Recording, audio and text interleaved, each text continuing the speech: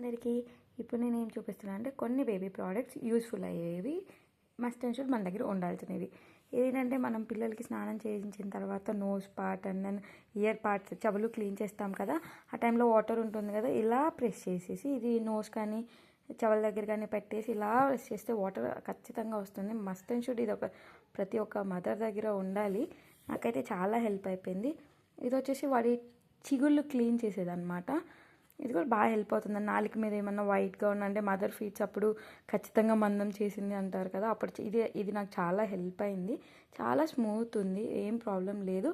ఇది వచ్చేసి వాడి ఫుడ్ అనమాట. ప్యూరీస్ ఇంట్రొడ్యూస్ చేసేటప్పుడు నేను ఇది వాడాను, చాలా బాగుంది. దీనికి ఒక క్యాప్ ఉండాలి, వాడు పడేసాడు ఎక్కడో.